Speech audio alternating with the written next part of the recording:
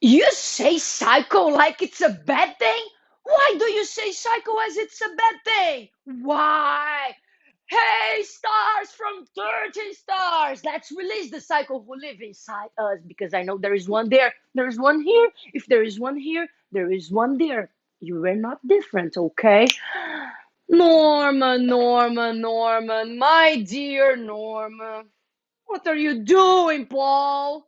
Let me put you here beside your director and let's start the discussion of chapters 4, 5, and 6 of our novel, Psycho. Let me show you a brand new cover. Look, here I have Psycho, Psycho 2, and Psycho House. Didn't know that these other books existed. That's why you have to subscribe our channels. We know things that you should do. Well, chapter 4 of the novel Psycho is open with a flashback.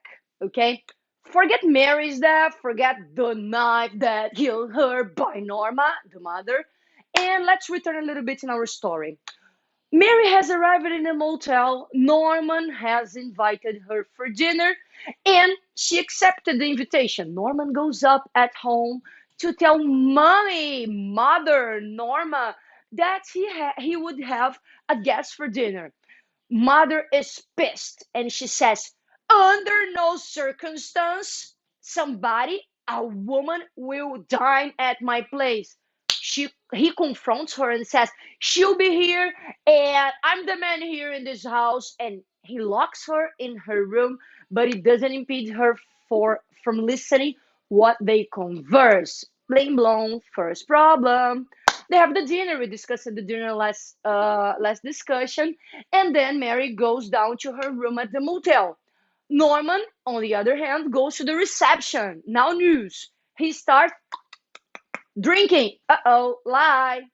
Remember that he told Mary that he doesn't drink? He lied. He does drink, and he does drink a lot.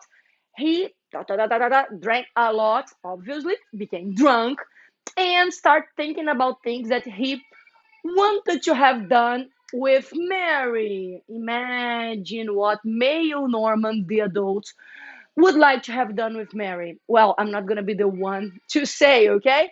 Well, he starts thinking about this stuff, but there is a rigmarole in his mind because, in one hand, he's the adult that wants to be with Mary. On the other hand, he's the boy, the one, the Oedipus one, who has to follow mother's rules, who hates women, who knows that women are danger, who knows that women will just ruin his life.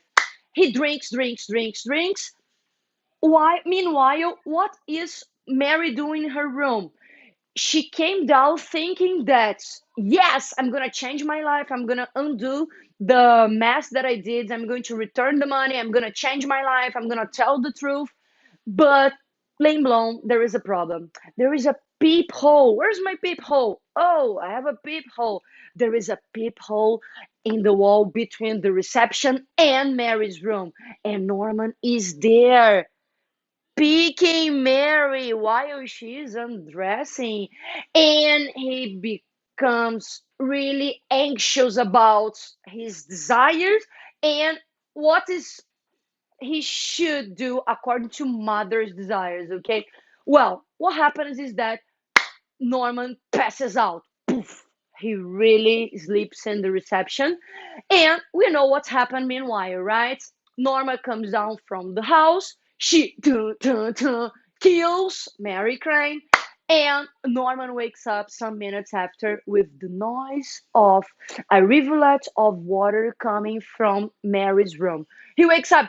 Oh my God, what happened? Am I here? What's happened with me? Am I drunk? I'm not drunk. And he realizes that the door of the reception is open, and he realizes that mother not only has the keys for the reception but also the keys of the motel. He knows what have happened as soon as he gets Mary's room and he sees the pink water on the floor of the toilet. Well, he starts hating mother more than he can. Like, that bitch, she killed Mary. What am I gonna do? He thinks about denouncing her from the cops. However, he's completely torn between denouncing her or letting the police get mother and being the nice son that's gonna protect mother. Denounce, protect, denounce, protect, denounce, protect. What does he do? Protection. Oedipus, Freud. He tries to protect her. He covers everything. He collects every proof that Mary was there, that Mary had been murdered in that room. And in a very adult way, in a very methodical way, he cleans the scene of the murder. Okay? Blame blown. There is a problem in the murder scene. There is an earring. One of the earrings, Mary's earrings, was found. Okay? The other one is missing. Blame blown. We're going to return this next discussions. Okay? The fact is, he collects all Mary's stuff her stuff in the car, drives her car, and throws it in the swamp that is behind the motel.